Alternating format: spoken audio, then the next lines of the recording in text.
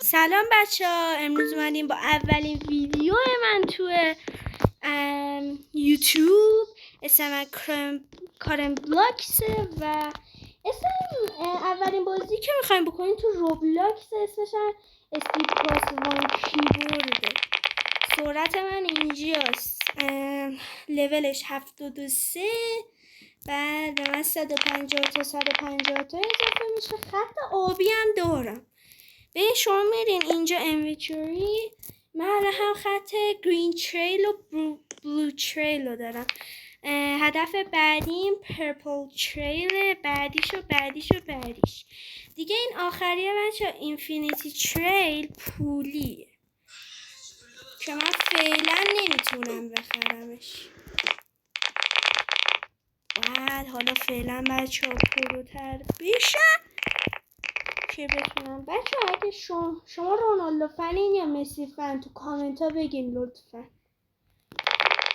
بگین کدوم رو بیشتر از همه و رونالدو یا بارسایی، اینم بگین. رالیا بزنن تو کامنت ها، رال.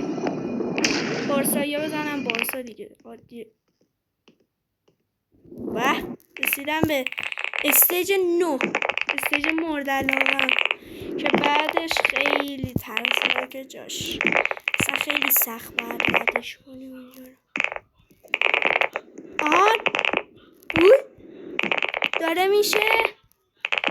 داره میشه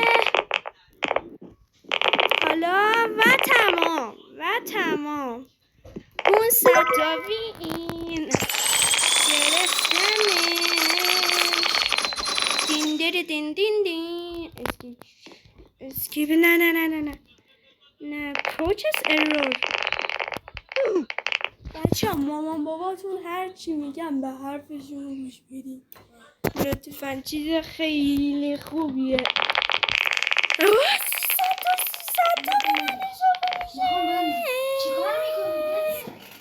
دین بچه ها اولین بار همه بهم 300 تا اضافه میشه.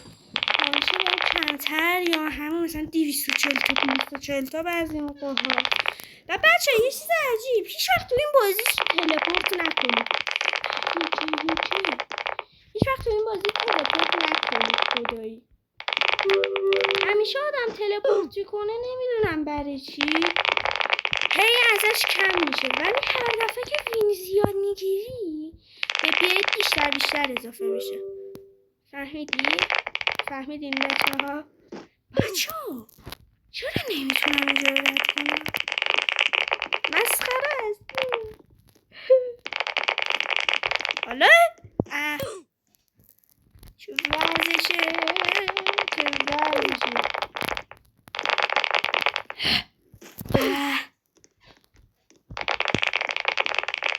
بچه دوباره میگم تو کامنت ها هم بگین سامسونگ فنین یا اپل فن. من که خودم سامسونگ فنم، ولی اپل هم به نظر من خیلی خفنه، گوشی های خفنی. کی میگه نوکیو از همه سفتره؟ من که نمیگم.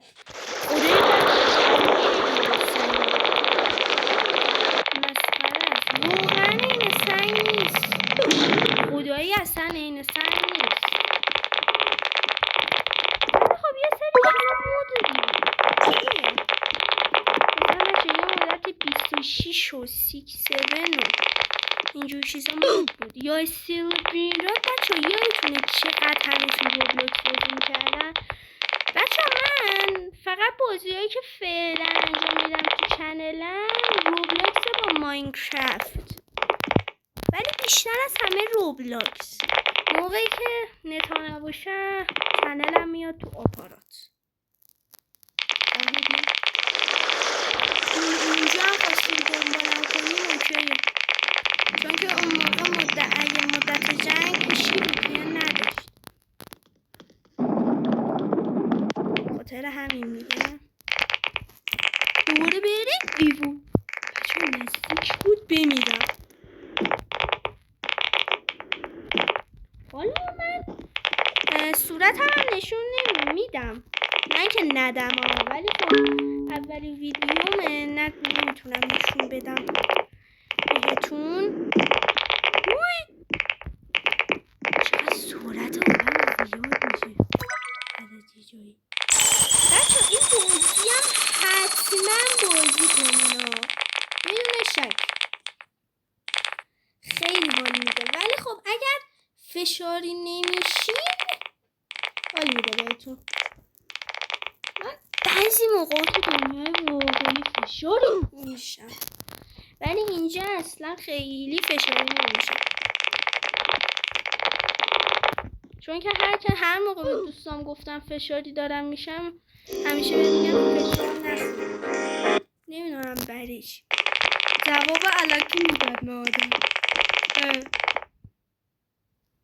استیج 3 داریم میریم.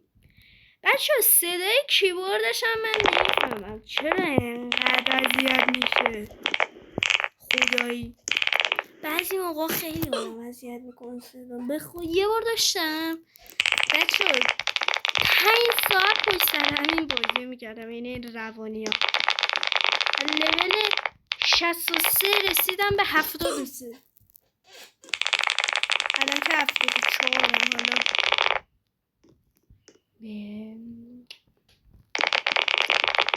بچه اسم من کش نرفتم من سه اطلاع. اسم من کارن بلاکس، اسم چنلمه واقعیه الکی نیست. ای توش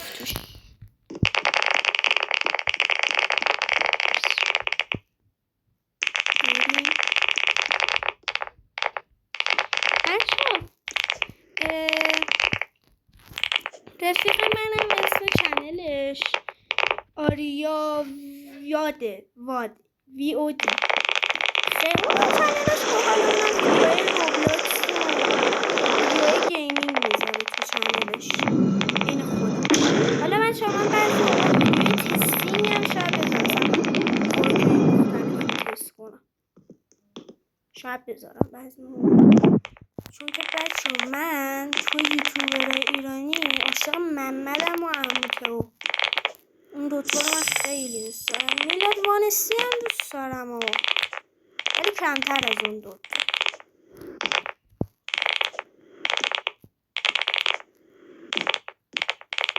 بابای بچه اونجا رو دیدین؟ نزدیک بود بمیرم. 500 تا وین رو گرفتم.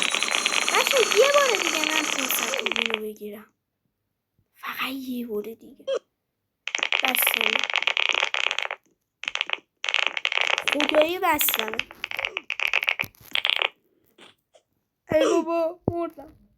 بچه ها ویدیو امروز من همینقدر بود. ممنونم که این ویدیو رو تا اینجا با من همراهی کردین.